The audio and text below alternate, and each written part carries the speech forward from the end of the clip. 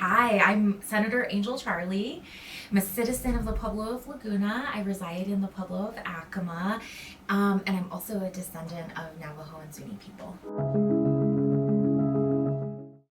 I think it's not until you have this idea reflected back to you, at least for me, that made this feel really possible. Um, I've always been an advocate, an organizer. I've been on the outside of these walls and other places where decisions about my community were being made, protesting, testifying, calling for accountability. And at a certain point, you begin to realize um, we need people on the inside as well, right? And so that really has been my journey is this, okay, I've been on the outside. A couple of years ago, the organization that I ran, the Coalition to Stop Violence Against Native Women, passed in the state legislature the codification of the Indian Child Welfare Act, now in New Mexico called the Indian Family Protection Act. And we did this because this piece of critical legislation for our Native women and children was under attack at the Supreme Court. And the coalition with a group of other organizations and advocates, community leaders, impacted families all came together and started to work on ensuring that New Mexico continued to provide these protections for our families. And it was that process that really made me realize how accessible this space could be. And if we had people in these positions who are willing to do a lot of that behind the scenes work, bringing in the multiple voices, especially those who are impacted directly by these decisions, that we could have really good legislation. It was during that process that we did things like expanding the definition of families so that foster placement children we had more options to place them so they stayed in their communities. Things like that we only know from our communities will work made me realize this is a place where we belong to.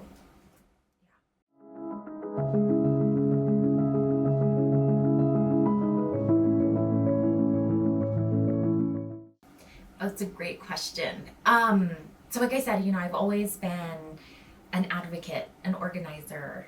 I think the very first time I remember knowing about or thinking about policy and the impact on my community was I was maybe in high school, thinking about the disproportionate amount of Native people who serve in the military and then going into Iraq. I just remember thinking like this is an issue I'd like to know more about and speak on because it was a big decision for our country. And so I started to get involved, started to get organized, and found places and organizations to volunteer for. My transition into office came from serving as the executive director of the Coalition to Stop Violence Against Native Women, where I had all of the life experience of somebody who has interacted with the system, grew up in a home that wasn't always safe, but knew that there were options within these systems to help me and help us. And so that journey really helped me and shaped me along the way. And then, in terms of culture, I grew up in Laguna on the Pueblo, and particularly for Senate District 30, the district that I get to represent, we've never had a Native person in this seat before. We've never had a woman in this seat before.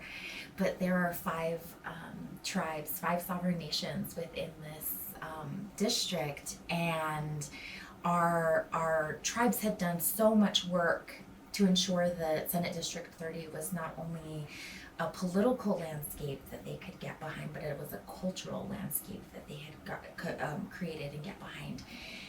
And so so much work was already done before me.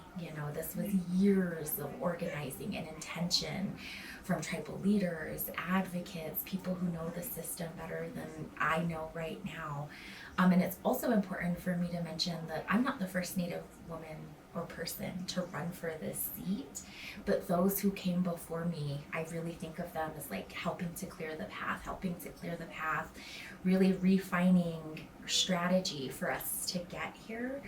And so, just when we make it to these places, it's never by ourselves, it's because of our community.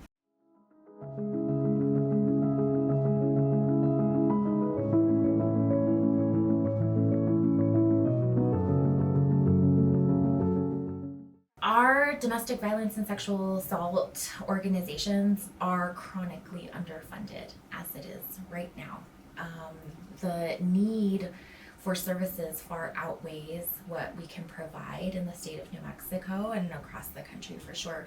But that's particularly true in tribal communities.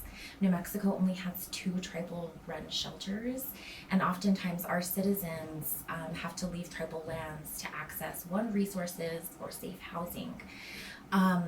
For years, I have advocated and actually worked in this field at the intersection of domestic and sexual violence and prevention, particularly in tribal communities. I know that it's not a matter of if our women or people from my community experience domestic or sexual violence. More often, it's when they experience domestic or sexual violence. And so I just want to ensure that when our survivors are ready to access services, that they're available for them, they're culturally responsive, and that they meet the needs of survivors who are ready to seek help. And that's what this funding is going to do. It's going to go directly towards supporting programs who are working in the best interest of some of our most vulnerable population.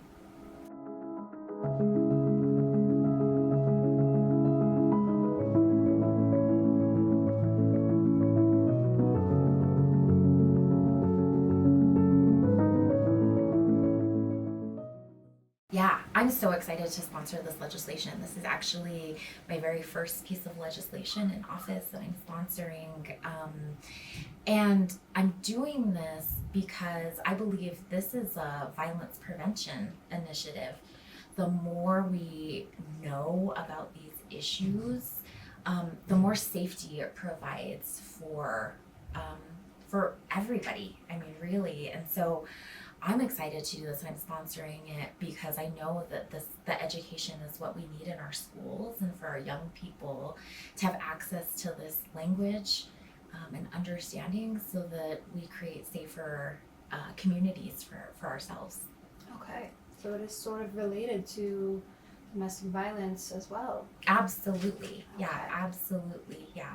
When we give young people the language and create that accessibility, it just opens up understanding. And I think that's really what we need in today's culture.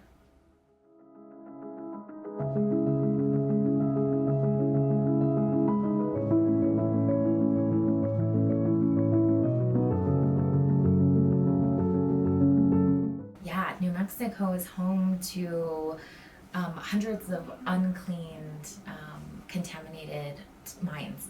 And this $50 million appropriation, it's not enough, but it's a first step in correcting some of that wrongs. But the communities that I represent have been disproportionately affected by extractive industries, and this legislation seeks to address some of that.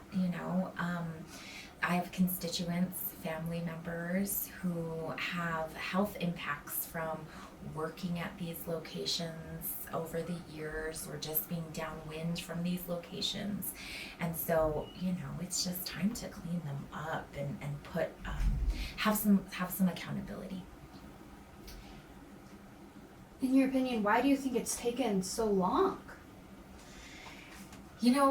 Change is slow. I think that's part of it. I also think representation matters, and when you have somebody who understands what these impacts are like who really understands the lived experience of the people who've been affected by these,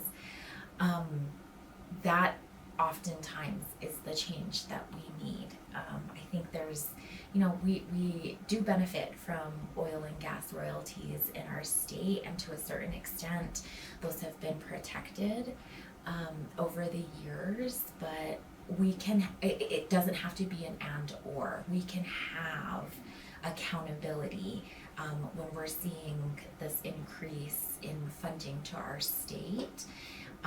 But we need people who are willing to champion those ideals and have those conversations with colleagues and begin to socialize what this means. And so I'm excited to be able to co-sponsor that legislation.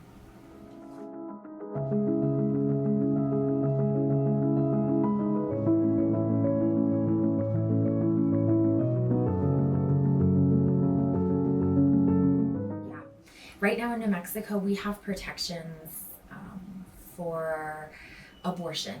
We have protections for our tribal communities that are in statute. We are a state that is committed to protecting our people, and that's one of the reasons I'm here, is to be a voice for our communities. And so I'm gonna just continue to fight in this administration that we find ourselves in. We need people with courage and who can speak truth to power, and people who are centering the dignity and humanity of people who are being targeted right now, our most vulnerable populations, our marginalized communities. We need people in these spaces that have those lived experiences, and I do, and so I will always continue to fight for us.